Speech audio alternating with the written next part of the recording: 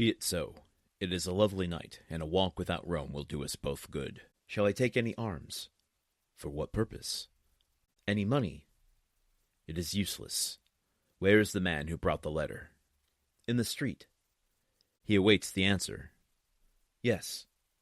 I must learn where we are going. I will summon him hither. It is useless. He would not come up. To your apartments, perhaps. But he will not make any difficulty at entering mine. The Count went to the window of the apartment that looked onto the street, and whistled in a peculiar manner.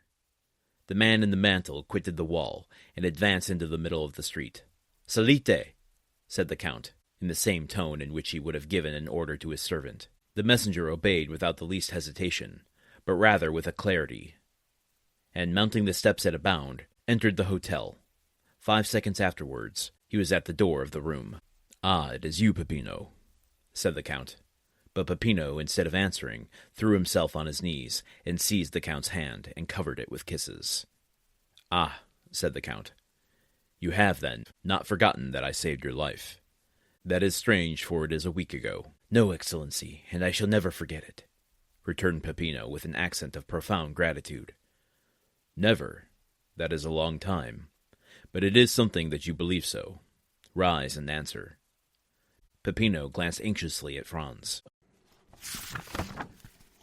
Okay, this line here. The Count went to the window, ... and said, "Salite," in the same tone in which he would have given an order to his servant. I don't know that that's by happenstance the way that's written. I think it's subtly indicating, foreshadowing maybe, that Peppino is in service of Dante. But does Peppino even know that? That's the level of manipulation and grand mastery Dante has over his own reality at this point. But makes me, the reader, wonder if, as I said earlier in this chapter, it's Dante who has kidnapped Albert circuitously through Vampa, and that all of this is some sort of ruse for Franz. I just got a ball of nervousness in my stomach after the debacle of Albert's parentage, wondering if Franz also is the offspring of someone I should know. I don't believe it would be Villefort, who would be the only other person, and it would be too much of a coincidence if it was Danglars, who seems to be off in Spain, I believe. Franz d'Épinay. Yeah, I don't think he's connected to anyone except Albert. Okay, sorry, I had to talk myself out of that one. Dumas got me all wrapped up in a pretzel right now. But yeah, it still begs the question, I think, as to why Dante is doing all of this for Franz's benefit. What is he getting out of Franz? I understand what Dumas is getting out of Franz as a narrative device to keep us, the reader, out of Albert's head and out of Dante's head. But narratively, what does Dante want with Franz? I don't know. I still don't know that. But something is shaping up here that doesn't seem like it appears on its surface.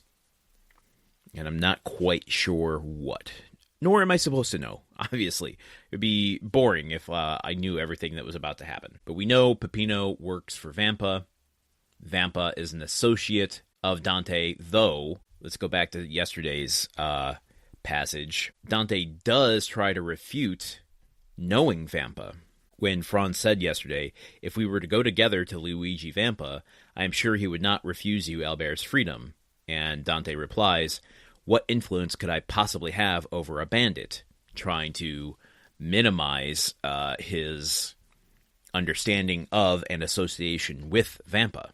And that's where Franz immediately confronts him with the reality of, have you not just rendered him a service that can never be forgotten? So, as we said yesterday, Franz is playing one of his cards, but an odd card that isn't the one that is most apparent. These two men sat face to face in the cave on Monte Cristo, tripping their balls off on hashish. That, like, the fact that they aren't acknowledging that seems very strange to me, and that Franz would instead play the Colosseum card.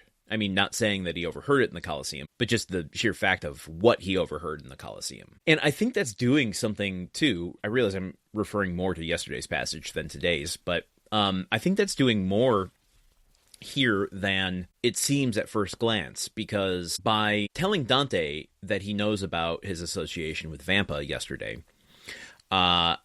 he's essentially acknowledging that he knows the whole execution thing was a bit of a performance, right? I mean, he sat there with Dante watching Peppino be pardoned at the gallows, and he never let on himself that he knew Peppino would be pardoned. Or he never, mentioned his association or what he overheard with Vampa in the Colosseum before. Now, I'm sure there's an extent of Franz going, well, I can't verify this. How do I confirm this? It's only, seeing is believing to fully process this. And so maybe he doesn't know until he actually sees Peppino pardoned that it was, in fact, Dante, and that he does, in fact, hold this power. And now it's him calling it out. It doesn't change the fact that he is acknowledging now that he understands Dante was performing and pretending not to know that Peppino was going to be pardoned. If we think back to even before the execution, when he's reading the Tavoletta about the executions, and he, does that whole song and dance number about, I heard that only one of them is going to be executed and one's going to be pardoned. Which one? I think it might be this one here, this Peppino guy. So where does that leave us? Well, if I know anything about stories and I know anything about real life, calling someone on their bullshit typically doesn't go unremarked upon. Even if it has a delayed reaction, it will come back at some point. Does this mean that Franz's life is now in danger if Dante sees him as a threat to his disguises and performances? I don't know. These are just questions I'm asking. Anyway, that's all I've got for today. Join me here tomorrow for our big 500, 500 episodes. Holy Nikes. That is a lot of episodes we've done. I think, Jesus, as I think about that, that is more episodes than I've done collectively over the 9 years of podcasting on the other 2 shows I've done, not including Odyssey. That's crazy to me. Holy cow. Well, it's cause for a celebration, and tomorrow we will celebrate by looking into how 1001 Nights has affected Dumas and the Count of Monte Cristo. So join me here then. Okay, goodbye. The Countdown of Monte Cristo is part of the Gruntwork Podcast Network.